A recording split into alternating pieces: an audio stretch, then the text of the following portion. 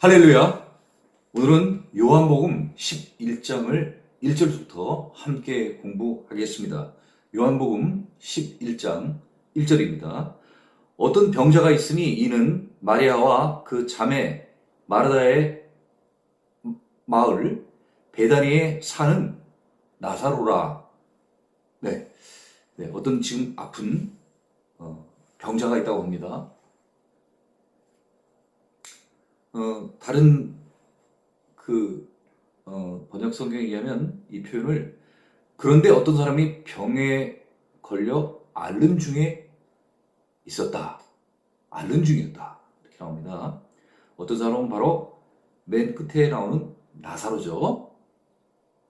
그러니까 나사로가 병에 걸려 지금 앓고 있는 중이었다. 이렇게 보시면 되겠죠. 이는 마리아와 그 자매 마르다의 마을 베다니에 사는 나사로라 이렇게 되어 있습니다. 자, 나사로라고 하는 이름은 헬라어입니다. 나사로. 히브리어로는 우리가 이전 구약 성경에서 종종 그 사람의 인명으로 나왔던 엘르앗살입니다. 엘르앗살. 그리고 그 뜻은 엘르앗살 나사로의 뜻은 하나님은 나의 도움이시다 하는 그런 뜻입니다. 이름이 참 좋죠? 하나님은 나의 도움이시다. 네. 그리고 장소는 어디냐면요. 베다니입니다. 베다니는 예루살렘에서 남동쪽으로 약 3km 떨어진 정도에 위치한 동네입니다. 예루살렘에서 멀지 않죠? 남동쪽으로 한 3km 정도 되니까 우리 성인 걸음으로 뭐 1시간이면 충분히 도달할 수 있는 그런 거리입니다. 자, 2절입니다. 이 마리아는 향유를 주께 붓고 머리털로 주의 발을 닦던 자요 병든 나사로는 그의 오라버니더라. 이 마리아는 향유를 주께 붓고, 주는 누구십니까? 바로 예수님을 말씀하시는 거죠. 머리털로 또 예수의 발을 닦던 자여 병든 나사로는 그의 오라버니더라. 네, 그러니까 이들이 모두 한 가족인 것을 알 수 있습니다. 나사로와 마리아와 마르다가 한 가족, 남매 시간인 것을 우리가 알 수 있는 것입니다. 이 마리아의 향유를 붓는 이 일은 다음 장 12장에 나오는 내용입니다만 왜 12장에 나오는 이야기를 먼저 이렇게 이야기를 했을까? 조금 이따 우리가 11장 끝나면 12장에 가서 이 일을 우리가 공부를 할 텐데 먼저 언급을 해왔을까? 그러면은 이 12장에 나오는 마리아가 예수님께 향유를 붓는 이 일은 많은 사람들에게 잘 알려진 일인 것입니다. 그래서 이 일이 마리아를 잘 알고 있기 때문에 바로 그 마리아의 가족 집안에서 일어났던 일인 것을 알려주는 것이죠. 마리아가 예수님께 향유를 붓고 자신의 머리털로 예수님의 발을 씻는 그 일을 많은 사람들이 알고 있기 때문에 그래서 이 가족 간에 있었던 일인 만큼 이것을 미리 언급해 줌으로써 그 마리아의 가족 이야기구나 하는 것을 우리가 알 수 있도록 해주시는 것입니다. 3절입니다. 이에 그 누이들이 예수께 사람을 보내어 이르되 주여 보시옵소서 사랑하시는 자가 병들었나이다 하니, 자, 이에라고 하는 것은 2절은 사실은 2절은 요한이 이 집에 관한 것을 설명해 주는 내용이라고 볼 수 있는 거죠. 뒤에 있게 될 내용을 갖다가 설명하는 차원에서 2절은 넣고, 지금 중요한 일은 뭐냐면은 바로 그 나사로가 병이 들었다는 것입니다. 지금 병이 들었다는 것입니다. 그래서 그 누이들이 누이들은 누구시겠습니까? 바로 마리아와 마르다를 이야기를 하는 것이죠. 이 누이들이 예수께 사람을 보냈답니다. 예. 그 사람을 보낸 것은 예수님이면 오셔서 그 병을 고쳐주실 수 있을 것이다 하는 그런 믿음을 가지고 예수님께 사람을 보낸 것이죠. 왜냐하면 예수님께서 공생하는 기간 동안에 3대 사역, 다시 말하면 티칭, 프리칭, 힐링, 아픈 병자들을 많이 고쳐주지 않습니까? 그래서 그런 것들을 많이 목격했던 이 누이들이 나사로가 아프니까 예수님께서 빨리 오셔서 이 병을 좀 치료를 해 주십사 하고 사람을 보내는 것입니다. 그런데 이때의 사정을 한번 보면 앞장에 보면은 그 예수님께서 유대인들과 대화를 이렇게 하다가 신성모독이다 이래가지고 유대인들이 막 돌을 들러 치려하고 막 체포를 하고 이러니까 예수님께서 일단 그 위기를 피하기 위해서 다른 쪽으로 이동을 하시게 되시죠. 그 이동했던 곳은 바로 어디냐면 세례 요한이 처음 세례를 베풀던 곳, 다시 말하면 요단 동편 지역에 있는 베레아 지방으로다가 잠시 좀 피하신 것입니다. 예루살렘 성전에 있는 이 유대인들이 신성모독이다 그래가지고 체포하려고 하니까 예수님이 피하신 거예요. 네, 그거를 이 누이들도 잘 알고 있는 것입니다. 그래서 만약에 다시 그 예수님이 불러가지고 오실 때는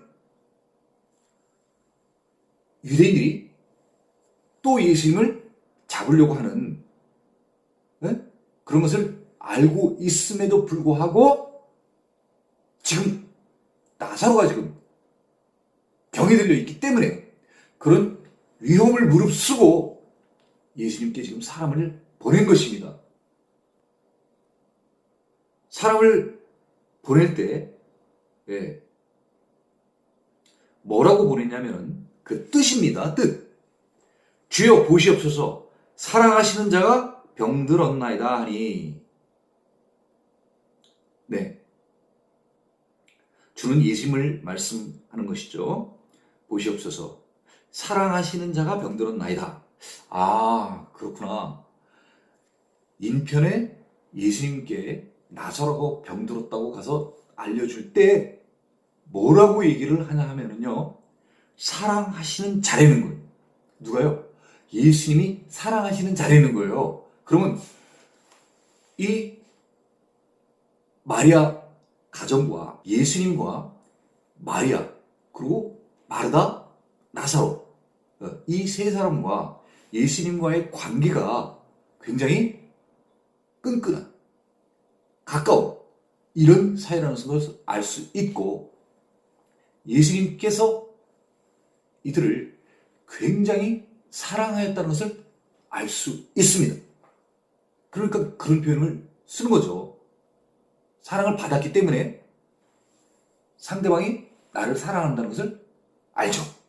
그렇지 않습니까? 예수님께서는 이 남매들한테 사랑을 주신 거예요. 그러니까 이들은 예수님이 우리를 사랑했다는 것을 알고 있기 때문에 인편에 그렇게 얘기한 거죠. 사랑하시는 자. 그 사랑하시는 자가 병들었나이다. 이렇게 가서 얘기를 하려는 거예요. 4절입니다. 예수께서 들으시고 이럴 때 가서 들었어.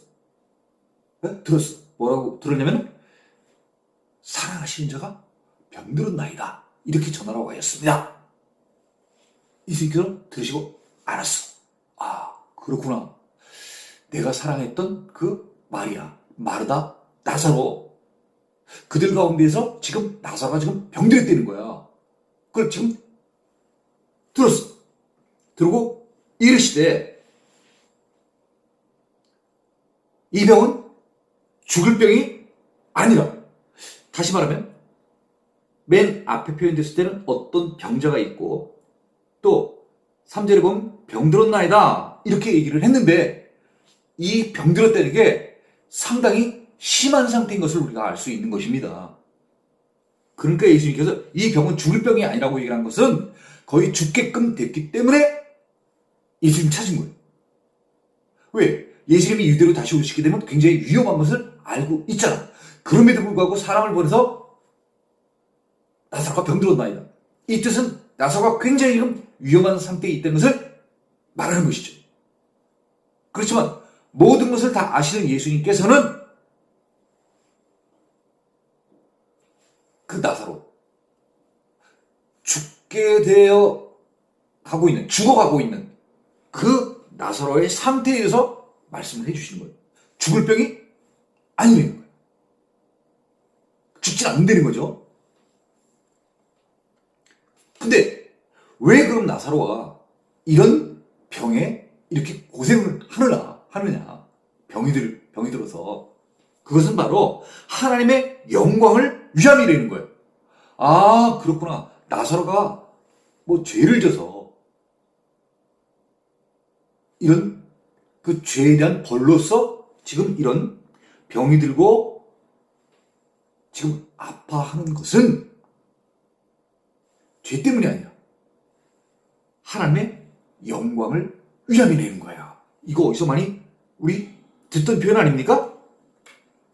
바로 어디에 나왔던 내용이냐면 날 때부터 맹인된 사람이 나왔던 내용입니다. 그때 예수님께서 어떤 말씀하시냐면 이 사람이나 그 부모의 죄로 인한 것이 아니라는 거예요. 많은 유대인들은 날 때부터 맹인된 사람이 맹인 혹은 그의 부모의 죄로 인하여 하나님께서 벌을 주신 것이다. 죄값을 치르는 거죠. 그래서 눈을 못 뜨고 태어났다. 이렇게 생각하는데 예수님께서는 아니라는 거예요. 죄 때문에 태어난 게 아니라는 거예요. 그렇게 태어난 게 아니라는 거예요. 그에게서 하나님의 하시는 일을 나타내고자 하심이라는 거야.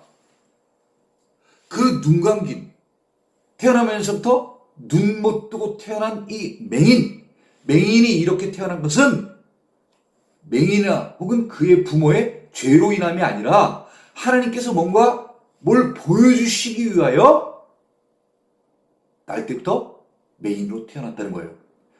똑같이 지금 이 나사로가 이렇게 아파서 병들어 지금 죽게 된 것은 어떤 누구의 죄로 인함이 아니라 하나님의 영광을 위함이라는 거예요.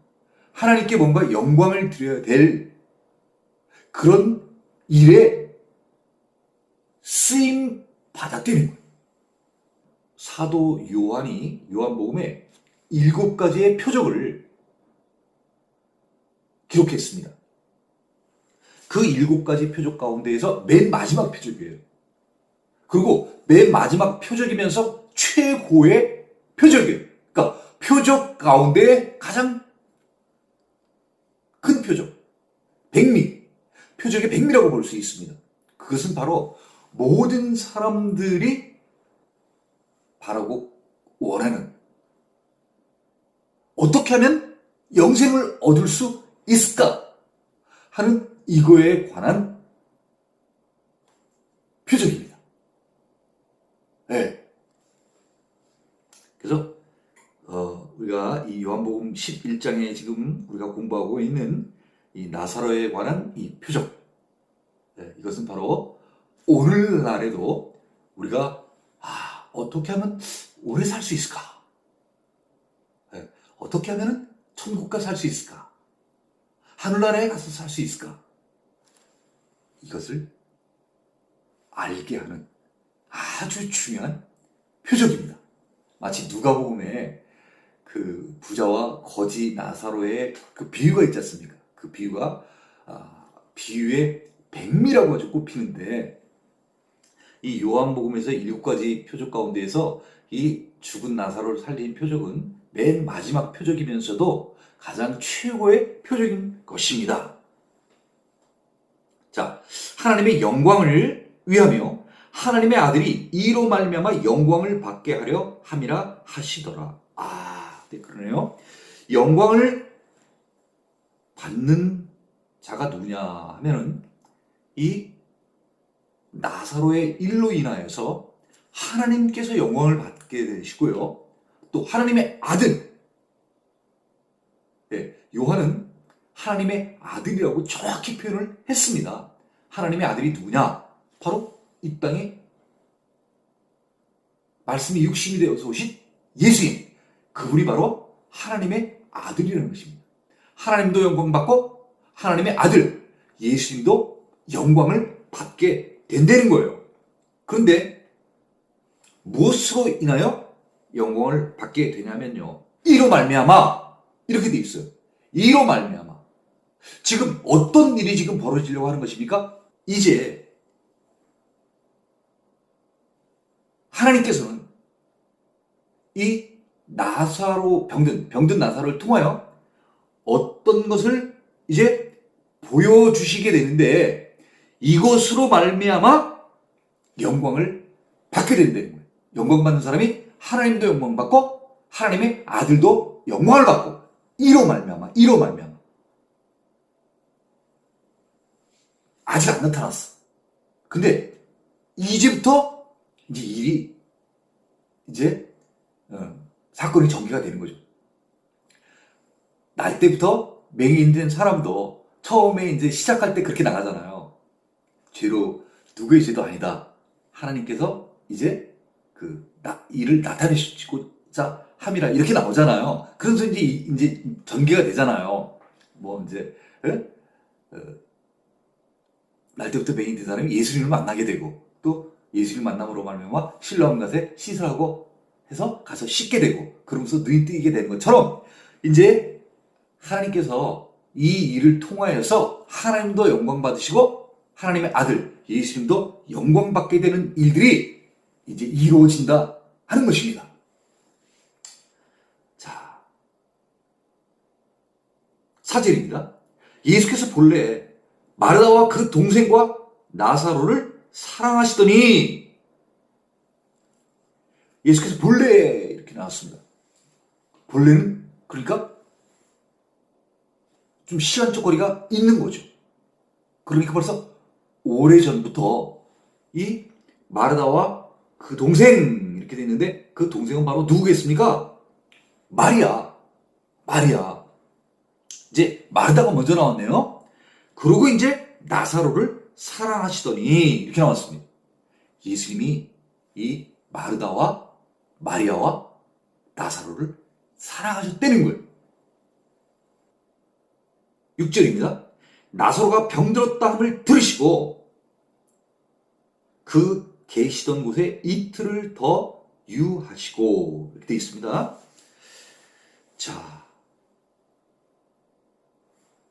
그 아래 나와 있는 문장에 보면 그 계시던 곳 이렇게 했는데, 그 계시던 곳은 바로 어디냐면요, 요한복음 10장 바로 앞에 장에 유대인들이 예수님을 돌로 쳐 죽이고 체포하려고 했을 때 예수님께서 피하시지 않습니까? 그 피하시는 데가 어디냐면 바로 요한복음 10장 40절에 다시 요단강 저편, 그러니까 요단강 건너편을 얘기하는 거예요. 그러니까 건너쪽, 다시 말하면 베레아 지방을 얘기하는 것이죠. 이쪽은 유대 지방이고, 요한이 처음으로 세례 베풀던 곳, 거기 요한이 처음으로 세례 베풀던 곳, 예수님께서 그곳으로 가신 것입니다. 그 계신 곳에서 나사로가 병들었다함을 들으셨다는 거예요.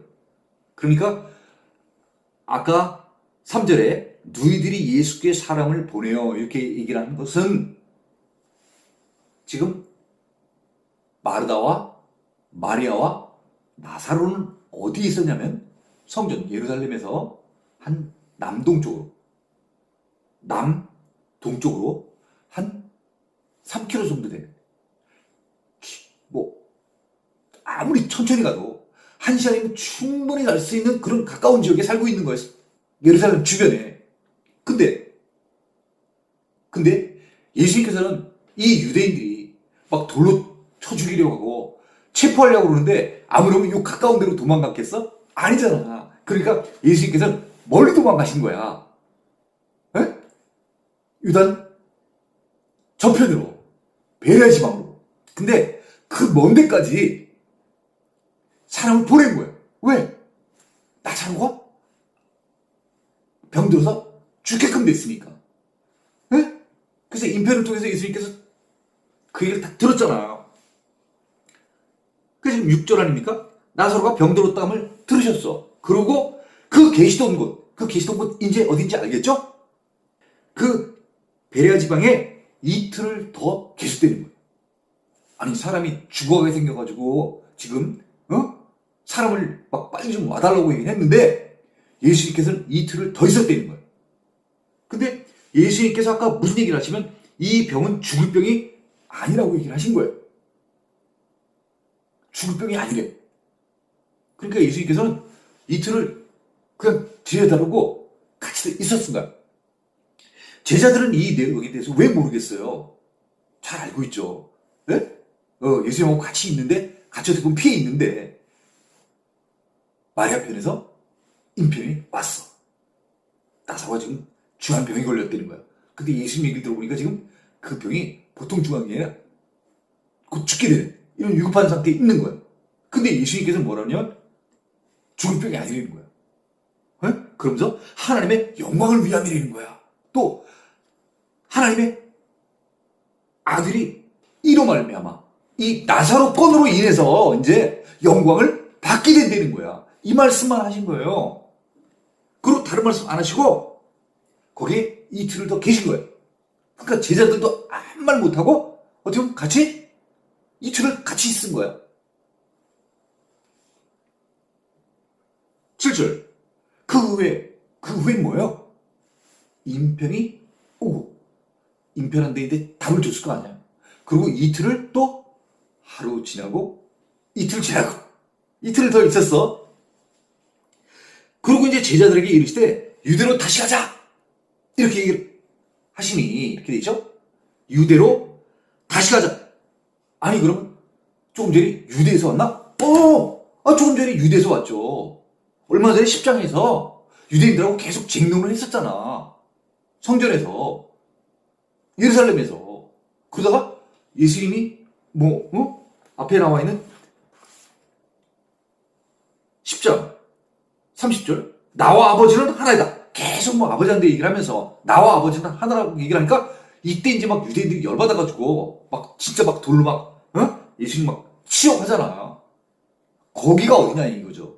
거기 바로 예루살렘이었던 거예요. 어디 정확히 성전 안 솔로몬 행각.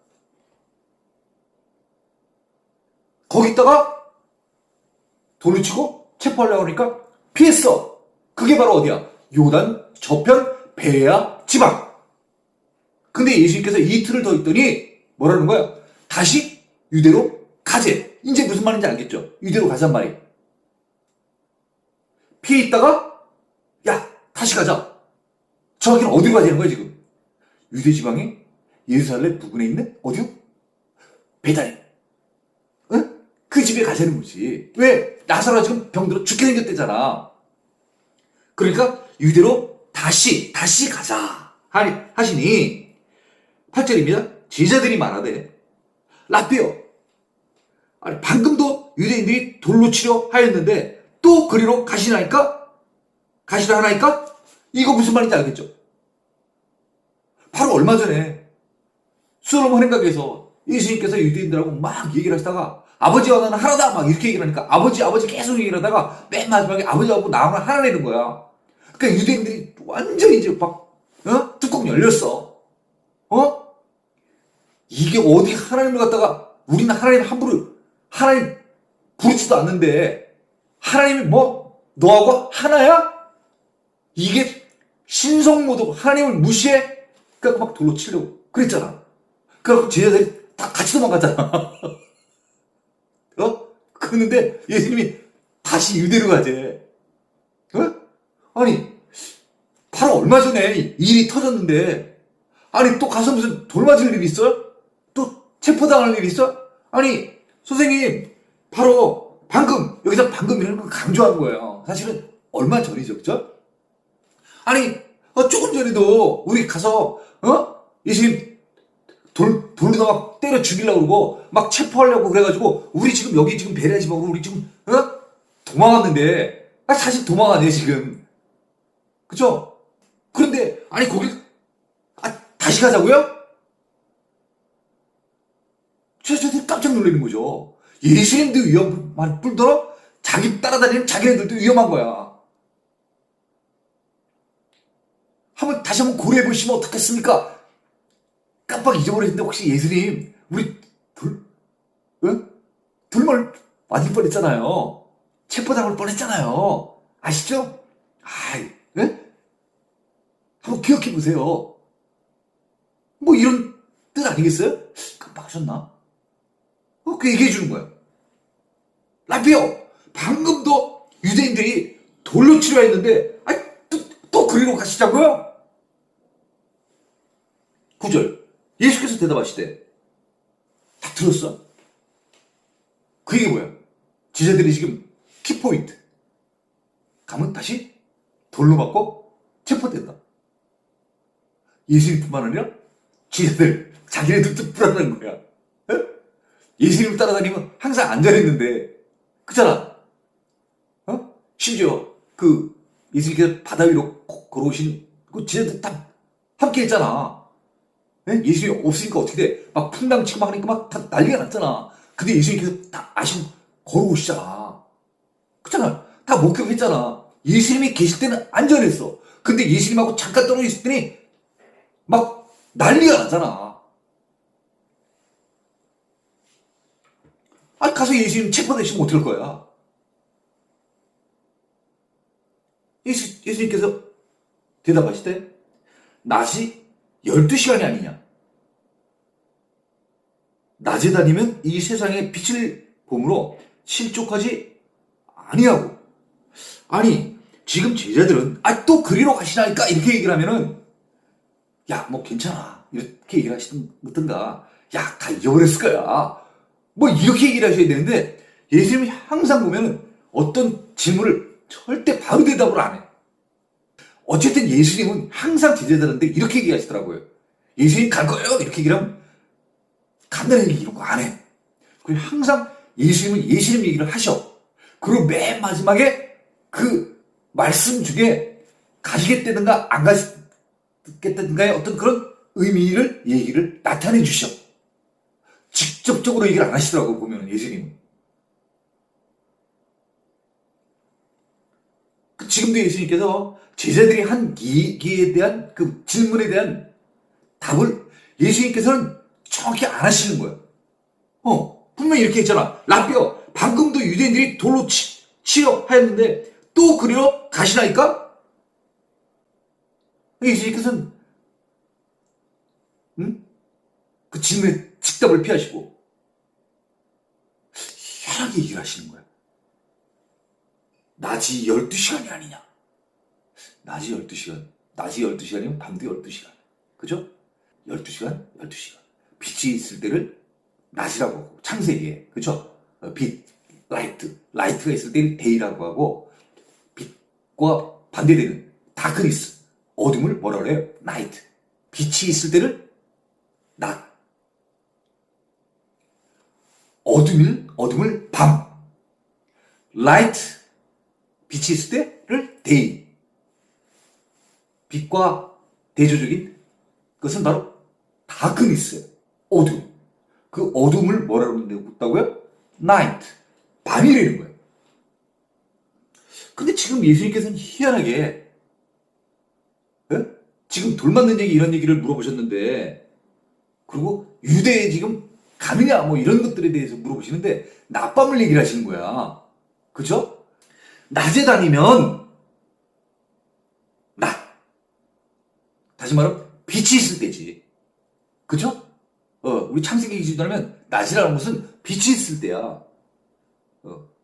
낮에 다니면 이 세상의 빛을 보므로. 빛. 그렇지. 당연히 낮에는 빛이 있는 거지. 그죠? 그러니까 이 빛을 봄으로 실족하지 안에 안 되는 거예요.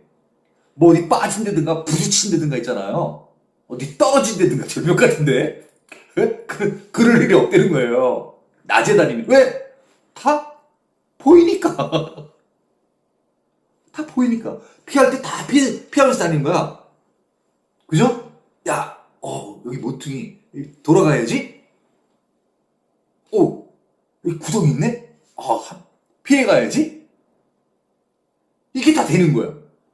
부딪힐 일도 없고 빠질 일도 없고 길을 잘못 갈 일도 없어. 왜? 낮이니까. 왜 낮이야? 빛이 있으니까 다 피해갈 수 있는 거야. 그러니까 어떻게 보면 안전한 거죠. 안전한 거야. 빛이 있으면.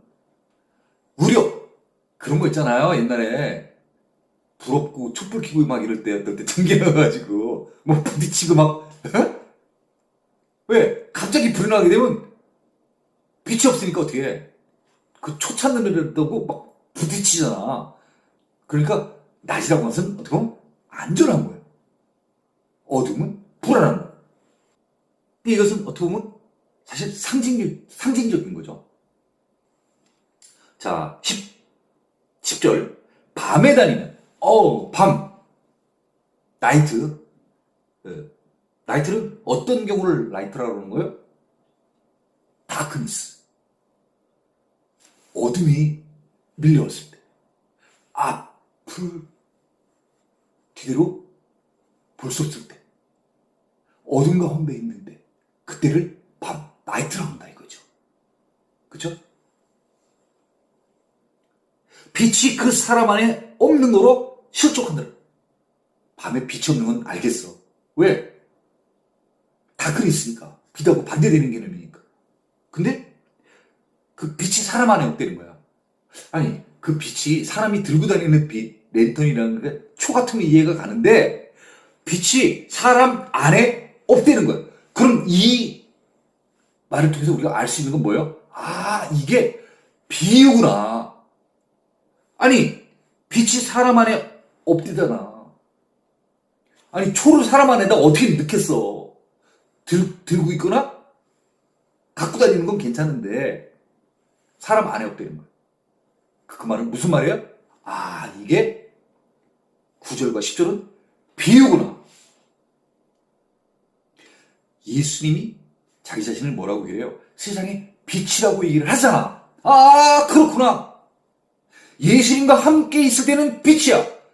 그렇지만 예수님을 떠나거나 예수님이 없으면, 빛이 없으면 바로 어떤 세계가 열리는 거야?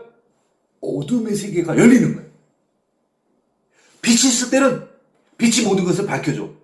그렇지만 빛이 없어져. 그럼 금방 뭐가 와요? 다크니스. 어둠이 온다는 거야. 빛이 가면서 낮이 지나가 버리고 어둠, 다크니스가 오면서 바로 나이트가 오는 거야. 그래서 예수님이 계실 때는 안전하지만 예수님이 안 계실 때는 이게 불안한 거야. 다시 말해 위험한 거야. 예수님은 안전. 예수님과 함께 있으면 안전. 예수님이 없으면 위험. With Jesus. 이건 세프티. 안전한 거야. 근데 without Jesus. 이건 뭐예요? 데인저러스한 거야. 위험한 거야. 그러니까 예수님께서 지금 말씀하시는 건 뭐예요? 예수님 자신이 세상의 빛이라고 그랬잖아. 그러니까 비유를 해서 말씀해 주시는 거예요. 제자들이 지금 뭐라 그랬어요? 랍비가 방금도 유대인들이 돌로 치려 하였는데 또 그리로 가시를 하나니까 예수님 가면 위험하잖아요. 이렇게 얘기를 했는데 예수님께서는 비유를 통해서 얘기를 해주신 거예요. 나는 세상의 빛이기 때문에 너희들이 나와 함께 있으면은 안전하다. 얘기를 해주신. 그러니 걱정하지 말아라. 11절입니다. 이 말씀을 하신 후에 또 이르시되, 자, 이 말씀 어느 내용이죠? 9절과 10절 내용입니다. 예수님께서 시간을 말씀하시면서 낮 12시간, 밥 12시간을 말씀하시면서 낮에 다니는 것은 안전하다고 얘기를 하십니다. 왜 그러냐면 빛이 있기 때문에 다 볼 수 있기 때문에 위험한 것들을 다 피해서 갈 수 있는 것입니다. 그렇지만 밤인 경우에는 빛이 없기 때문에 장애물이 어디에 있는지 알 수가 없는 거예요. 그러니까 어떻게 보면 이것은 굉장히 위험한 것이죠. 그렇죠? 네, 그래서 예수님께서 나와 같이 있으면은 안전한 것이고, 나와 같이 있지 않으면은 위험한 것이다. 그것을 얘기를 해주신 것입니다. 그래서 제자들 보고 안심하라는 말씀을 해주신 것입니다. 자, 이 말씀 하신 후에 또 이르시되, 자, 이제 안심하라고 얘기를 하셨어요. 그러니까 이제 예수님께서 뭐라고 말씀하시면, 우리 친구 나사로가 잠들었도다. 그러니 내가 깨우러 가노라. 이렇게 얘기를 하셨습니다.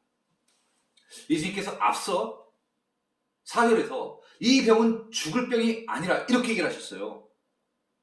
그렇죠? 하나님의 영광을 위하며 이제 이렇게 얘기를 하셨는데, 그 나사로에 대해서 지금 뭐라고 얘기를 하시냐면 우리 친구 나사로가 잠들었다는 거예요. 아까 죽을 병이 아니라고 얘기 분명히 하셨죠? 그러니까 거기에 대해서 또 뭐라고 얘기를 하시냐면 죽을 병이 아니다. 지금 잠들었도다. 이렇게 얘기를 하셨어요. 그러니까 잠들었으니까 그러니 내가 깨우러 가노라. 여기서 참 우리가 눈여겨봐야 될 것은 위의 문장이 두 개죠. 첫 문장은 우리 친구 나사로가 잠들었도다. 두 번째는 그러나 내가 깨우러 가노라. 주어가 다르다는 거예요. 주어가 다르다는 거예요. 앞에 우리 친구 이렇게 했을 때 그 우리는 예수님뿐만 아니라 제자들, 그 제자들 모두하고 이 나사로가 서로 어떤 관계냐면 친구라고 얘기할 수 있을 정도로 그게 관계가 좋은 관계라는 거예요. 왜? 연령도 비슷할 수 있잖아. 그러니까 이 여기 있는 나사로도 친구라고 할 수 있을 정도의 어떤 크지 않은 연령대, 그리고 또 자주 왔다 갔다 했다는 것을 우리가 알 수 있죠. 예수님께서 6월절이라든가 명절 때 이 예루살렘에 올라오시게 될 때 그쪽으로 이렇게 올라오시잖아. 이 마리아가 있는 집 그쪽으로 예루살렘에 들어가시기 전에 거쳐야 되는 그 로정, 그 길에 있잖아. 베다니가. 그러니까 항상 예루살렘 오실 때는 어떻게 보면 이 마리아네 집에 머무르셨을 거예요. 그래서 서로 잘 알고 있는 그런 관계예요. 예수님도 마리아, 마르다, 나사로를 잘 알고 있고, 또 똑같이 마리아, 마르다, 나사로도 예수님을 잘 알고 있고, 서로 잘 알고 있는 관계라는 것을 우리가 알 수 있습니다. 그렇기 때문에 어떤 표현을 썼냐면 친구, 프렌드라는 표현을 쓴 거예요. 자, 우리 친구 나사로가 잠들었다는 거예요. 그러나 내가 깨우러 간다는 거예요. 그 깨우는 거는 예수님만이 깨울 수 있다는 거예요. 이거 좀 의미심장하잖아. 우리가 같이 우리의 친구 나사로가 잠들었다. 그러니 우리가 깨우러 가자. 이렇게 해야 되는데 희한하게도 여기는 그러나라는 표현을 썼어. 그렇지만 그러니까 이 표현은 다시 말하면 무슨 표현이냐면요. 나하고 제자들, 예수님과 제자들, 그래 친구, 그 나사로가 잠들었어. 그렇지만 가서 깨울 사람은 예수님 본인만이 깨울 수 있다는 거예요. 그래서 주어가 다르다는 거예요. 12절 제자들이 이르되 주여 잠들었으면 낫겠나이다 하더라. 예, 이 표현에 낫겠다고 하는 것은 치료가 되어지는, 낫는 그런 뜻이 아니라 영어로 보면 get better, 훨씬 좋겠다는 뜻이죠. 그죠? 왜요? 이 제자들이 지금 알고 있는 그 나사로의 상태는 인편에 지금 들려온 그런 소식으로는 병들어 지금 죽게 생겼다는 거야. 그죠? 죽게 생겼다는데 예수님께서 지금 말씀하시는 건 잠들었다는 거야.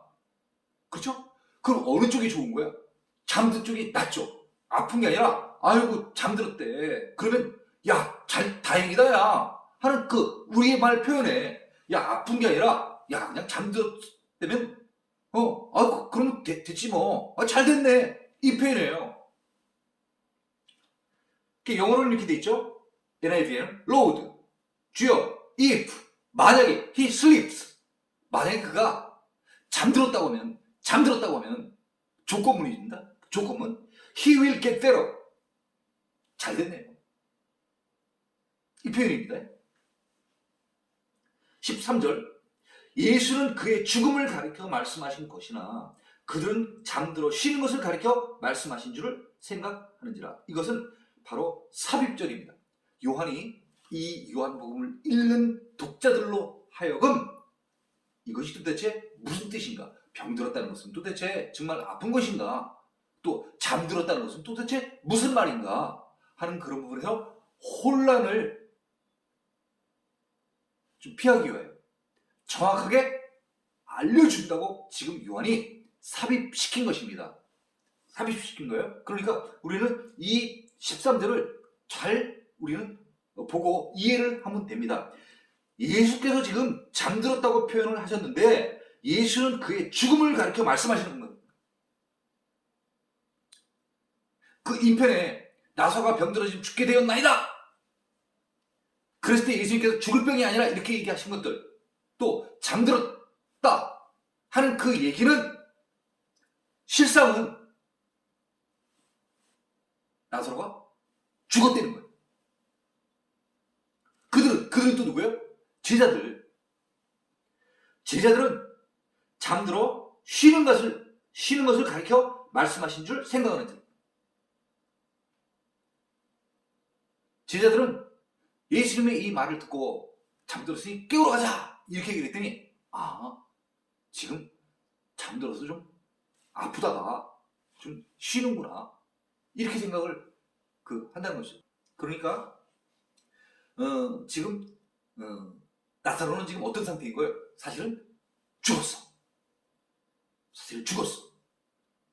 그런데 예수님은 죽은 걸 알고 계시고 제자들은 죽지 않고 그냥 쉬는 줄 알고 있다는 것이죠. 잠자고 있다고 생각을 하는 것이죠. 14절 이에 예수께서 밝히 이르시되는 건 뭐예요?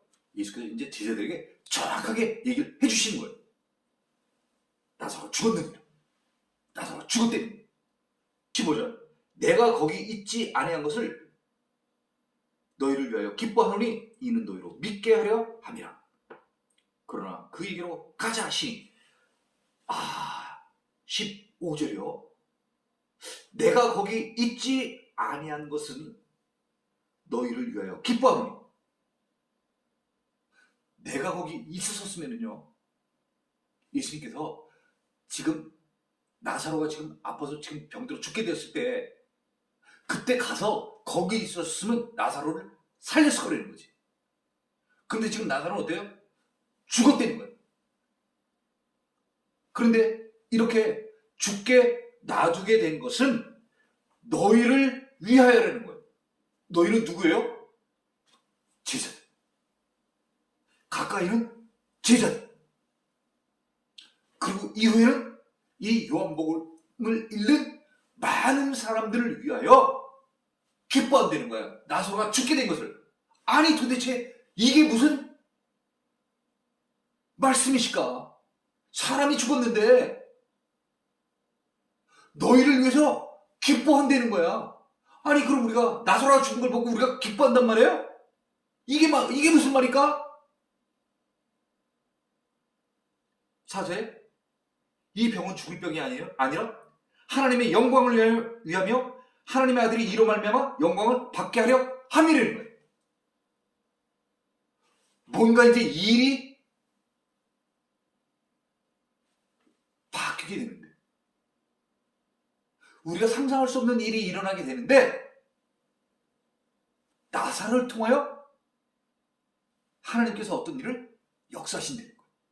그래서 하나님도 영광 받으시고 하나님의 아들도 영광 받으시고, 그래서 어떻게 보면 인편에 왔을 때 그 얘기를 듣고도 이틀을 더 거기 있었대잖아. 그러면 그건 뭐예요? 어떻게 보면 나사로가 죽게 만드신 거야. 왜? 하나님의 뜻을 나타내시기 위하여. 누구를 통해서? 나사로를. 누구에게 나타나게 알게 하기 위하여. 너희들, 제자들을 위하여. 그리고 이후에 이 요한복음을 읽게 되는 독자들, 믿는 자들을 위하여 나사로를 죽게 놔두는 거야. 다시 말하면 이 말은 무슨 말이에요?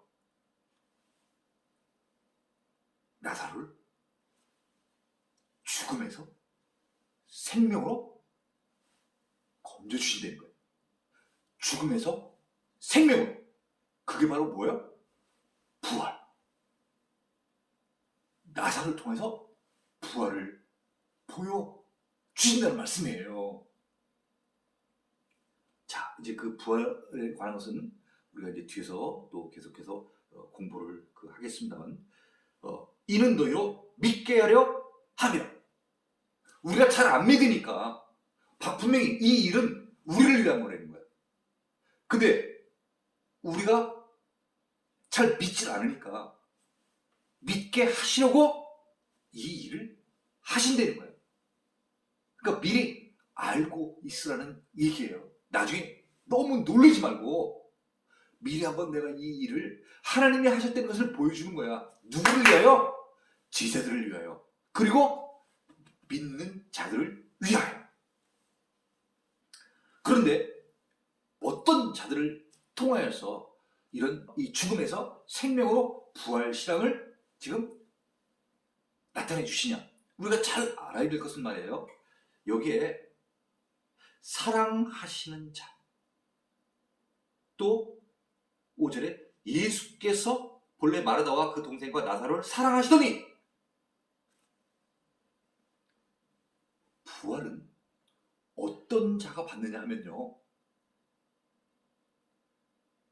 예수님을 사랑하는 자, 그리고 예수님이 사랑하는 자. 무슨 얘기인지 이해가세요? 이 요한복음 11장, 죽은 나사로를 다시 살리신, 부활하시는 것을 나타내실 때 누구를 들어서 지금 이 하나님의 뜻을 나타내시고자 하면 나사로를 통해서 나타낸다는 것이에요. 나사로를 통해서. 그런데 이 나사로는 하나님과의 관계가 어떤 관계냐 하면은 사랑하시는 자, 이렇게 했어. 예수님이 사랑하시는 자라는 거야, 나사로가. 또 나사로 또한 예수님을 사랑하는 자라는 거야. 어떤 관계야? 서로 사랑하는 관계라는 거야. 예수님께서 나중에 이 복음서를 통해서 얘기하시잖아요. 가장 큰 계명 딱 하나를 들려면 뭐라는 거예요? 서로 사랑하는 자잖아. 서로 사랑하는 자가 돼야 되는 거예요. 나도 예수님을 사랑하고 예수님도 나를 사랑하고, 한쪽에 완사이드한 그런 사랑 가지고는 이게 성립이 안 되는 거야. 우리가 부활을 하려면은 이 두 가지 조건이 맞아야 되는 거야. 예수님이 나를 사랑하고 내가 예수님을 사랑하고. 그런데 이 두 가지가 안 되고 예수님이 나를 사랑하는데 나는 도망가. 구약시대처럼 우상을 찾아 멀리 떠나는 거야. 너무 멀리 가가지고 다시 돌아올 수가 없어. 이건 안 되는 거야. 나는 막 예수님을 좋아해.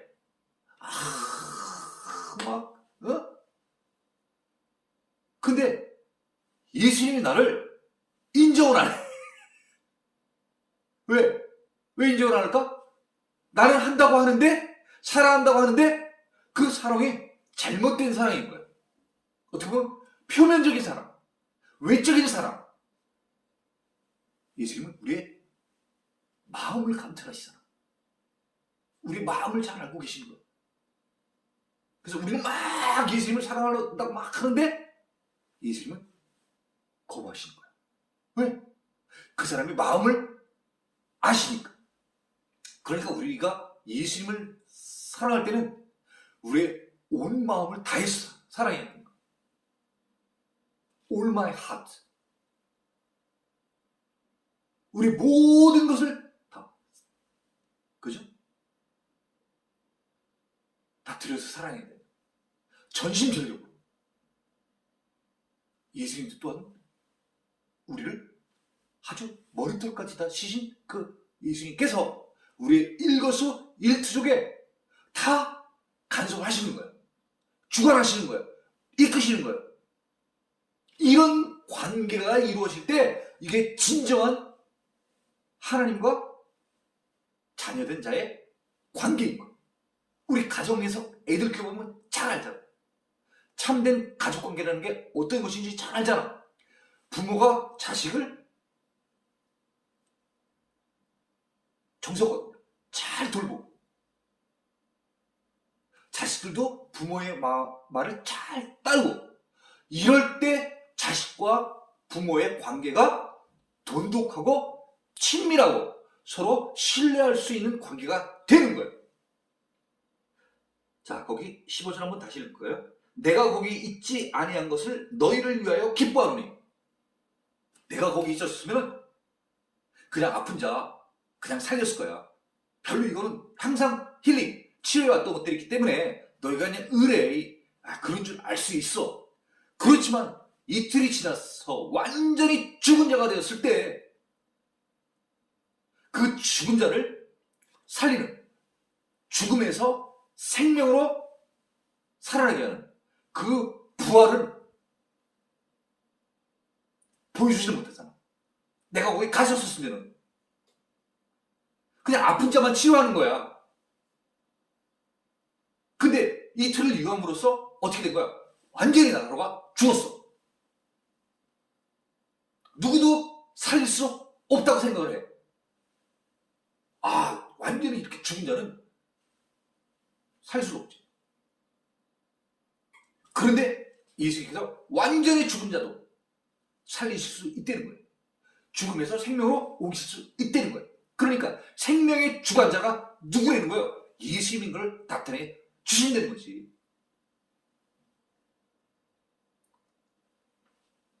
우리가 예수님을 믿어야 되는 게 지금 바로 이런 생명의 주관자시기 때문에 우리가 설사 죽더라도 우리를 다시 살려주실 수 있는 능력이 계신 예수님을 믿으라고 이걸 보여주셨잖아. 그래서 우리가 복음으로써 말미암아 우리는 아 그렇구나. 죽어도 걱정 없어. 왜? 예수님께서 우리를 살려주시기 때문에.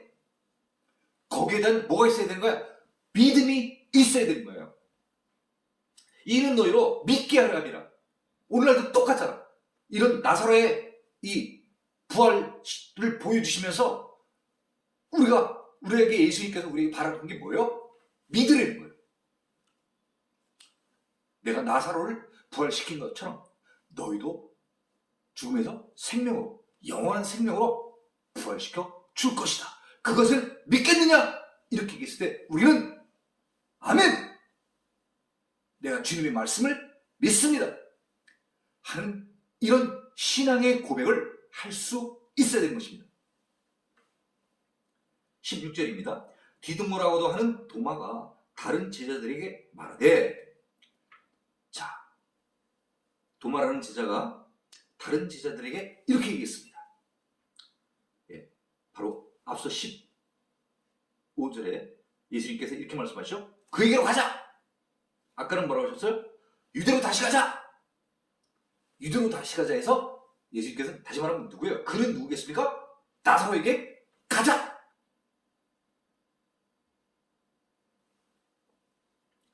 그들이 도마가 우리도 주와 함께 죽으러 가자 하니라. 제자들, 특히 대표적으로 지금 도마가 뭐라고 얘기를 하냐면 우리도 주와 함께 죽으러 가자는 거예요. 아까 8절에 제자들이 말하되 라삐어, 방금도 유대인들이 돌로 치려 하였는데, 다시 말하면 돌로 치려 되는 거예요. 죽게 안 되는 거죠. 우리를 죽일 텐데 또 그리로 가시려 하니까. 그래서 걱정할까봐 예수님이 얘기를 해줬어. 낮과 밤을 통하여서, 비유를 통해서 걱정하지 말라고 얘기를 했어. 그랬는데 여전히 제자들은 불안한 거야. 그래서 우리도 함께 주와 함께 죽으란다는 거야. 예수님도 죽게 생겼고, 예수님만 죽으면 끝나는 게 아니라 자기들도 지금 죽게 생겼다는 거예요. 아직도 예수님의 뜻을 정확히 깨닫지 못한 거예요. 낮에 대해서, 밤에 대해서, 빛에 대해서, 어둠에 대해서 이런 얘기들을 해줬는데 제자들은 그걸 깨닫지 못하는 거예요. 그래도 이 제자는 우리가 보면 용감해. 왜 용감하냐? 죽어가 되는 거야. 가면 어떻게 되는 거야? 제자들이 생각했을 때, 아, 돌 맞아. 죽게 생겼구나, 우리. 응?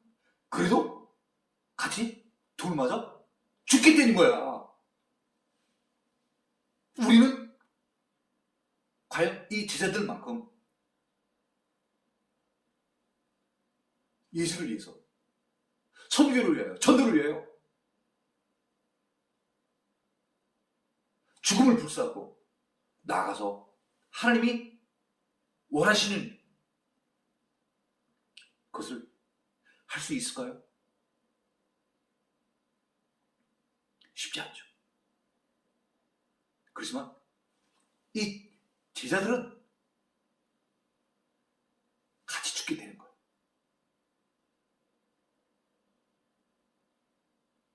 생사를 예수님과 같이 하게 되는 거야. 그래서 참 우리는 이 제자들이 이 말을 통하여서, 아, 참된 제자는 어떤 제자여야 되는가, 이렇게 생각을 해봤을 때 예수님과 함께 살고 예수님과 함께 죽겠다는 그런 마음을 가진 자만이 이런 제자들 가운데서 특별히 12를 불러서 사도라고 했지 않습니까? 우리가 사도까지는 가지 않더라도 우리가 예수님의 제자가 되려고자 하면은 많은 위험이 있다라고 그래도 내가 그 예수와 함께라면 예수님께서 원하시고 하시는 그 일을 하겠다는 그런 마음가짐을 가져야 되리라 생각됩니다.